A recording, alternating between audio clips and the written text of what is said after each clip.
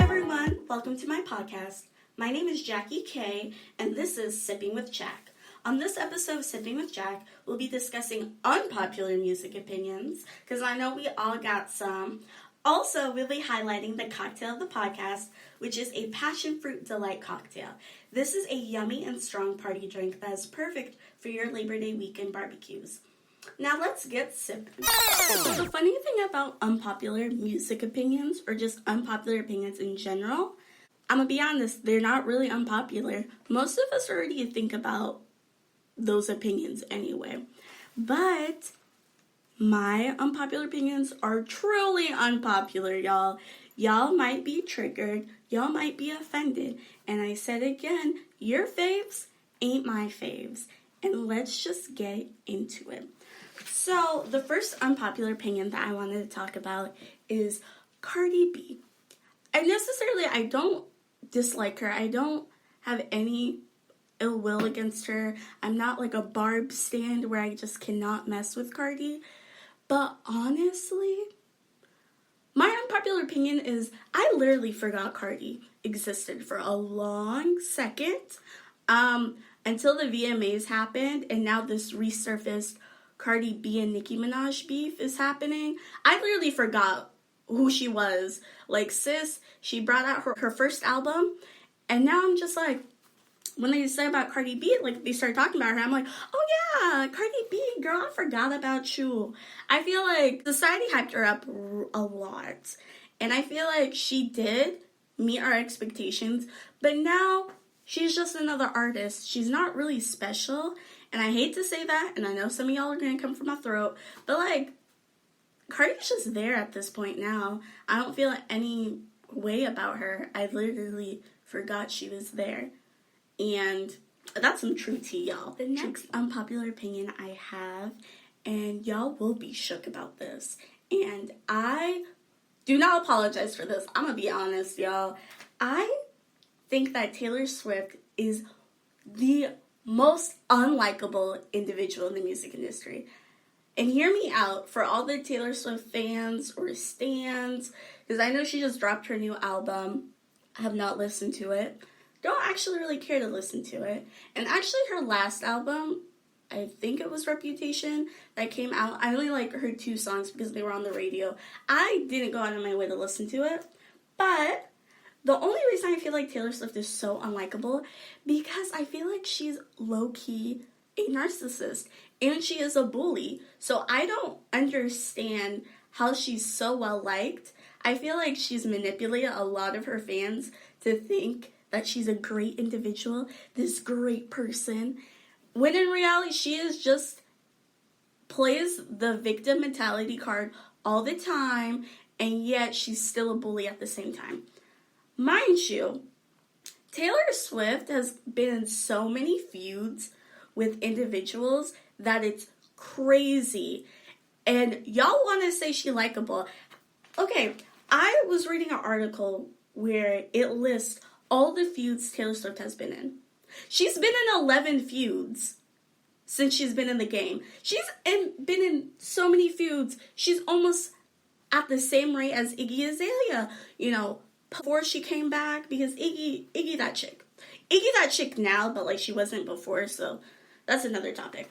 But Taylor Swift is just, I really believe she's beyond problematic, but people don't want to think that she's problematic. And that makes me mad. Like, she bothers me, y'all. I really feel like she's beyond unlikable, and she likes to call out everyone, but she never takes accountability or responsibility for herself. Mind you, she's been in 11 feuds with people, and yet she's not the instigator. She doesn't take accountability for anything. Like, she does nothing wrong.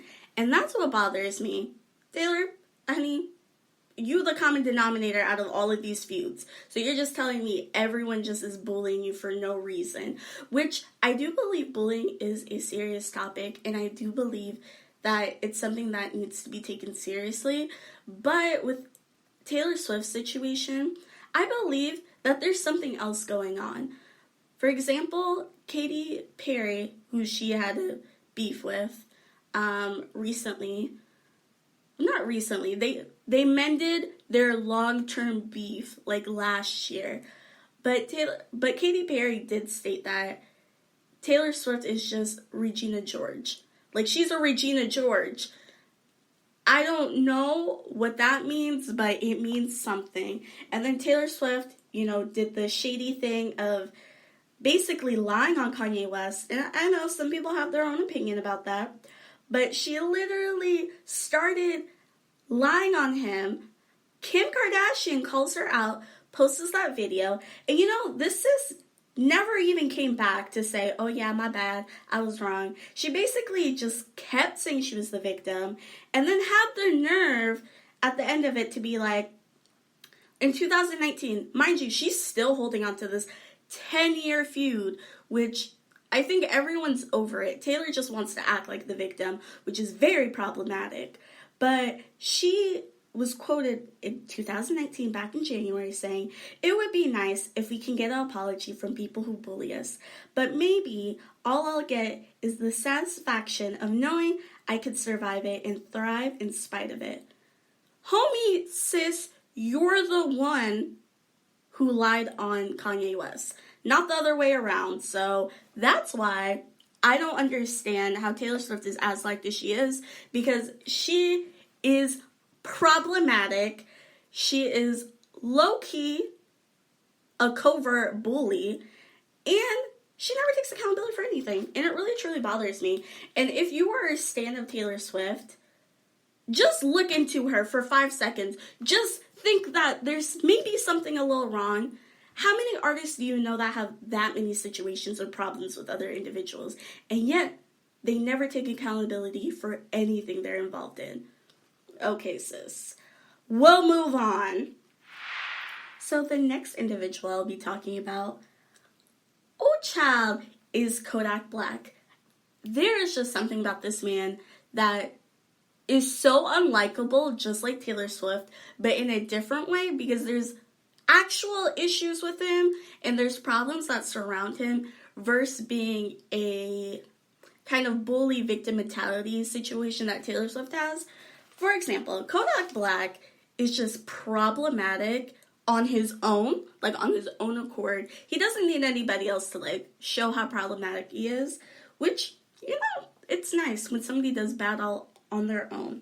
But the real reason that I'm going to list why I find him just beyond unlikable is, first of all, he says that he doesn't like black girls like that. Literally a quote from him. Which, you know what? You have your own preference. You can do whatever you want. I don't believe that we should be like, oh, they don't date, blah, blah, blah, all that stuff. I don't believe in that. But the thing that kind of bothered me was why he says he doesn't like, black girls like that, and he doesn't like people who are his own complexion, is because he says light-skinned women are easier to break down. Sir, what are you breaking down? Are you trying to break down their emotional state, physical state, mental state? I don't get that. And he was basically trying to say that, black women are just too hard for him to deal with. I don't get that. That's kind of weird to actually say out loud and do him, I guess. The other thing is, he's just beyond disrespectful. If you guys remember, back earlier this year, Nipsey Hussle unfortunately was tragically murdered in front of his store, and that shook a lot of people, especially his fiancée at the time, which was Lauren London, and also the father of her child. She really dealt with it hard because that's her man. Her man passed away. But you know what Kodak Black does? In true Kodak Black fashion, he literally posts saying, "I'll give Lauren London a whole year because she might need a whole year to be crying and stuff for him." My dude, someone literally just passed away and you're trying to shoot your shot at his fiancé. Are you dead serious, sir? Or are you dead serious? And you know what puts the cherry on top of this whole messed up situation of him trying to shoot his shot? he tries to apologize because he got so much backlash for this situation. Which is not even an apology. It was literally a slap in the face. But this is the quote. He says, "If I disrespected you, Lauren London, in any shape or form, I am sorry." And then he puts the nail in the coffin by saying, "Even though I didn't." My goodness, y'all. My goodness. This man, I don't know. It's just he's so, I don't know. I don't want to say like, he don't got no brain cells, because that's mean to say. I truly am not a mean person like that. But I'm just like, can you not read the room? Do you not know that someone literally just passed away? You're trying to holla at their fiance. Like, literally, let people breathe for 5 seconds. And yes, yeah, you said, "Oh, I'll give her a year," because she be crying and stuff about him. That's even more insensitive and disrespectful.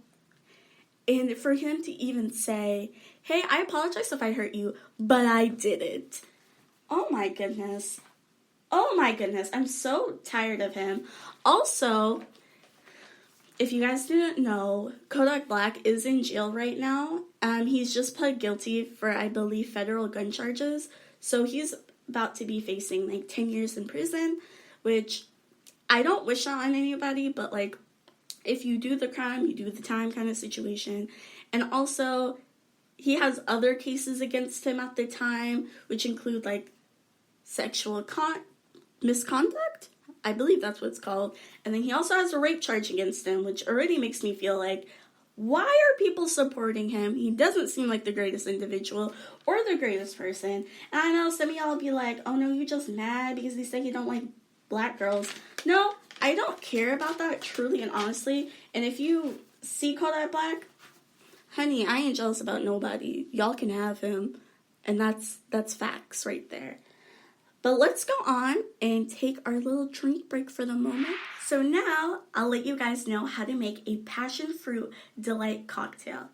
This cocktail is both yummy and strong. And when I mean strong, you can't taste that liquor. And that liquor will sneak up on you. Just to let you know, a little warning. But if you are brave and you want to try something new, let me tell you about this recipe. What you'll need is Malibu passion fruit rum, or you can use any passion fruit flavored rum. I would suggest a Malibu just because that passion fruit flavor, yo, legendary. I have not found anything that tasted just like a passion fruit before, but Malibu, they secured the bag. Also, you'll need Welch's passion fruit juice, and you'll need some Sprite. So the recipe is very simple. This is a single serving recipe, but Labor Day is coming up, so you can make bigger batches if you need to. Just adjust the recipe as you see fit. You'll need 1 ounce passion fruit, Malibu rum, and then you'll need equal parts passion fruit juice and Sprite. And there you go, y'all. That's how simple and easy that drink is. Y'all know the recipe. Let's get to mixing. And now let's get sipping back to this podcast. Now that you guys have your drink together, sitting and chilling, let's get back to this podcast. Also, a disclaimer.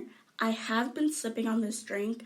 So if the first part sounds a little slurred or just a little word sound off, it's because of that drink.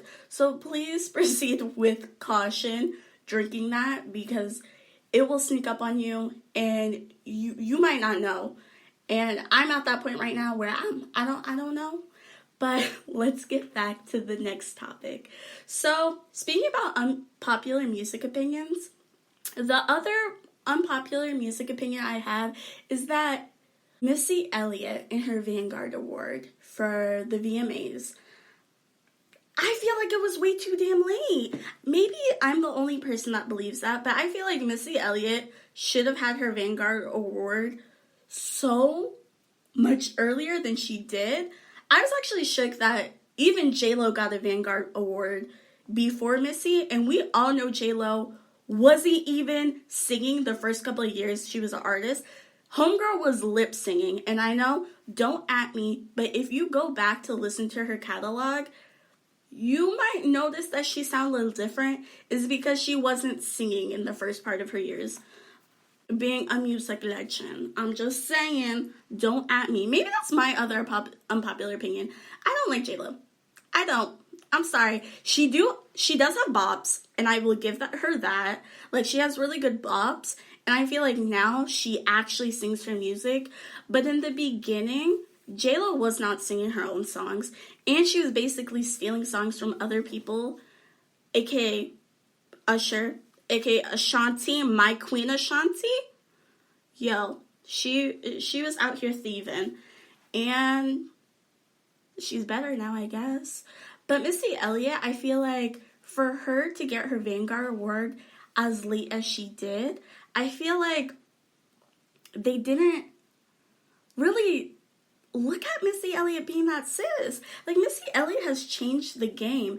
If y'all remember, Missy and Timberland were those music producers back in the late 90s or early 2000s. They shaped a lot of music at that time and even changed the way we listen to music now because of what they trailblazed and did back in the day. But y'all be sleeping on Missy so hard, and it was offensive, straight offensive. Like, I'm happy that she got it, but I feel like at this point, like, y'all should have done it eons ago, especially before J-Lo. But you know what? I digress. The next unpopular opinion that I have, it's an interesting one. If you guys listened to my podcast last week, you would remember for my Trigger Trish section, I was talking about Selena Gomez and her friend Francia Rizza. And yet again, I apologize if I'm not saying your name correctly.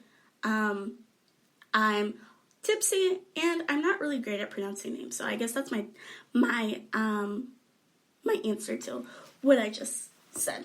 Anyway, oh my gosh, I might be drunk. I really apologize. I think I might be drunk. But anyway, my other popular opinion is Selena Gomez. And somebody was asking me, like, how do you really feel about her, sis? Because you talked about her pretty passionately last time about her stealing the kidney. And yes, I said stealing because homegirl stole and ran. Girl ran back into the nightclub. Oh my goodness. Yes, she did. But anyway, somebody was saying, how do I feel about her? I really don't have that strong of an opinion about Selena Gomez. Musically wise, I feel like Selena Gomez is the veggie tray of the music industry. And hear me out. When I think of Selena Gomez, first of all, I think of Love Me Like a Love Song, which is a bop. Literally one of the best songs still to this day. But I think of Selena like a veggie tray. Like, you know when you go to a party and they have a veggie tray, it's like, oh wow, that was nice. But like, am I really gonna eat it? Am I not? I might grab a couple of carrots, grab a couple, a little scoops of ranch, maybe even a broccoli stem. But other than that, if that veggie tray was never at the party, I would not cry about it. If somebody brought the veggie tray, then I'd be like, it's here. That's kind of how I feel about Selena Gomez. Selena Gomez does that to me for music. Like, her songs are okay. Like, I would never be mad if somebody put a Selena Gomez song on. Like, I wouldn't be like, Selena Gomez. I would be like, okay, Selena Gomez is on. That's fine. But I'm never going to be mad if Selena Gomez never pops up on my playlist. I'm going to be honest. She, to me, as a person, this is separate from musically, as a person, I feel like she is too much, but nothing at all at the same time. Like, she does this kidney stealing situation, which is like, whoa, sis, that's too much. But then in her whole life, in general, it's like, she's not doing that much to make me interested in her life. So that's what I mean. She's like too much, but nothing at the same time. And I know that sounds a little harsh, but Selena, be happy that you're the veggie tray of the music industry. Like, people won't be mad at a veggie tray. Like, nobody mad at you, but, like, nobody really wants you. Like, people want you because you're there, but, like, people don't go searching for you when the party is done. Nobody's like, oh, girl, where did you get that veggie tray? You can get a veggie tray anywhere. It's generic. It basic. It's talked about all my unpopular opinions. I might make a part 2 to this just because, I don't know. I got more opinions. This is nice. I'm drinking. I'm feeling it. I like it. Anyway, just let me know in the comment section if you guys would like to see another part 2. It's totally up to you. I'll listen to the crowd. Unlike Kodak Black, I'll listen to you guys, and, you know, we'll have a back and forth conversation. You feel me? But to end this podcast, I will do my Trigger Trish section. This isn't really a story, per se. This is kind of like, what? You know what? This is just my opinion, girl. Again, with unpopular opinions. So true. So anyway, I was in the car today, just driving, doing my grocery shopping, running errands, and I heard a commercial. And yes, I know some of you guys are like, wait, sis, you listen to commercials on the radio? Yes, I actually listen to the radio. I don't have Bluetooth in my car. Yes, I'm still living in like 2004, but it's okay because it makes me humble. You know what I'm saying? You know, what would be life if you can listen to any song you want at any time? I'm just kidding. It's rough, but let's go to the actual story. So the story is, I was driving in my car, I was listening to the radio, and a commercial came on that kind of surprised me. To be honest, I heard this. It was a commercial for Juul, which is a e-cigarette.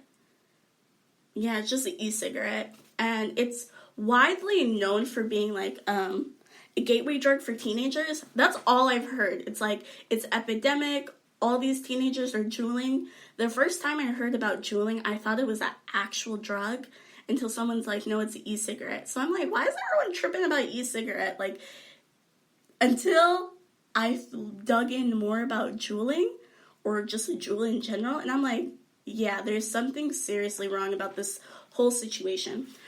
But when I was listening to the commercial, it was basically talking about this lady and her husband.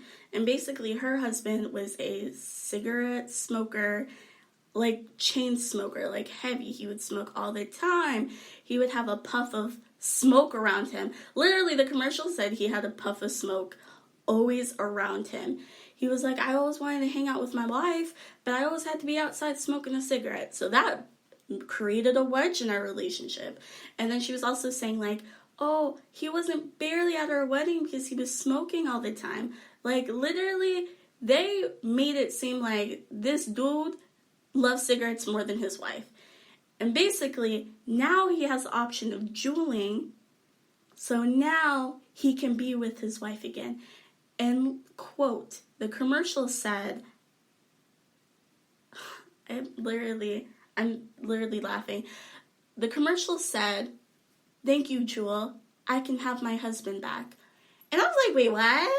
Like, your man's is smoking that hard that you literally have to thank an e-cigarette company for you to have your husband back, sis.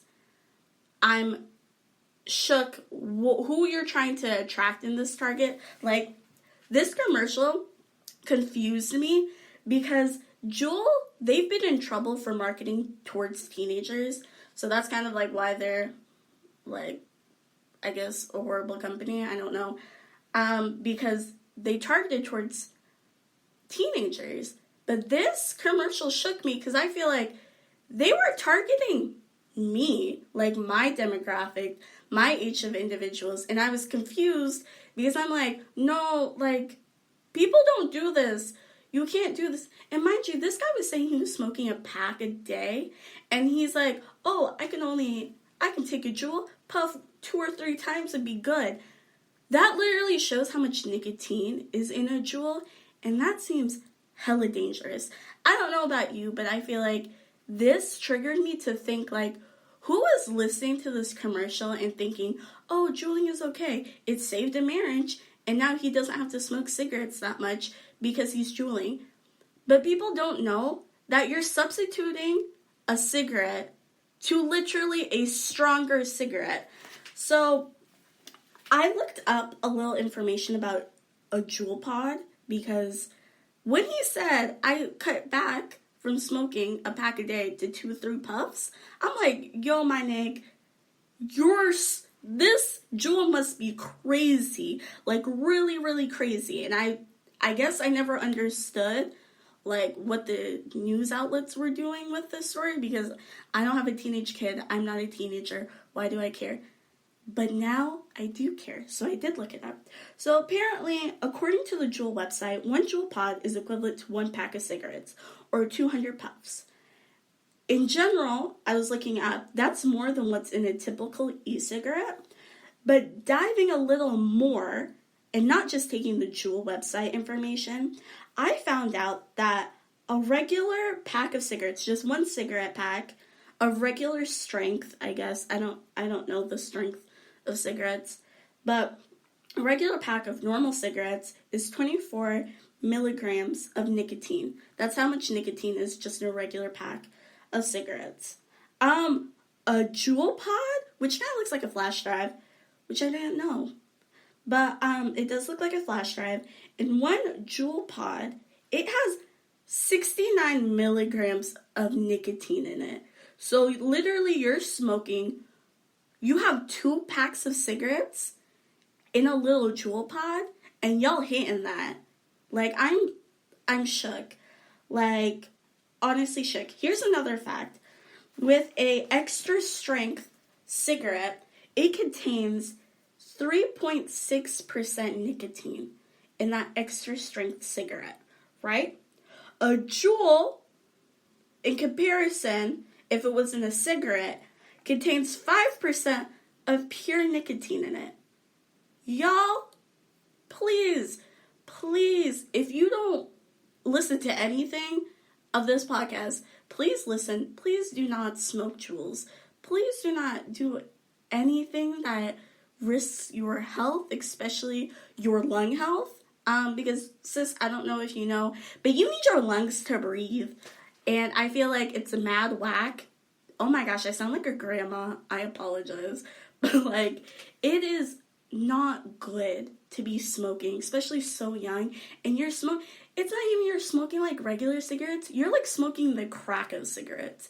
It's like completely a big jump. And I understand that's why parents are outraged about it. Because I honestly didn't know the impact it had until I listened to that radio commercial that actually targeted me, and I was shook. I was like, there's something wrong with this, and I felt icky just listening to it. So it made me do my research, do my homework, because that's what a good consumer does, and just read all this information, which isn't good for you. So please, if you guys like my drunk rant, just know, please do not smoke Juuls, and don't even smoke cigarettes. Please just let it go, baby girl or baby boy. Just let it go. You don't need that in your life. Just be healthy. Just don't do that. But anyway, I want to thank you guys again for listening to Sipping with Jack. I personally had a fun time because I feel like the progression of the podcast, I was getting a little more sloppier, and I'm gonna have so much fun recording this, or oh my gosh, I just recorded it, but I'm going to have so much fun editing it because, honestly, on my side, it sounds like a mess, but I hope you guys like it. Please keep watching, keep listening. My podcast is available on all streaming platforms. Please just let me know if you guys like this. Any other topics you guys want to talk about. Next week, I have a little fun topic that we're going to discuss, but it's going to be a surprise. Just thank you guys for watching, and I will see you guys next week, and hope you guys enjoy your Labor Day weekend. I'll see you later, and please keep on sipping this whole weekend, y'all. Turn it up.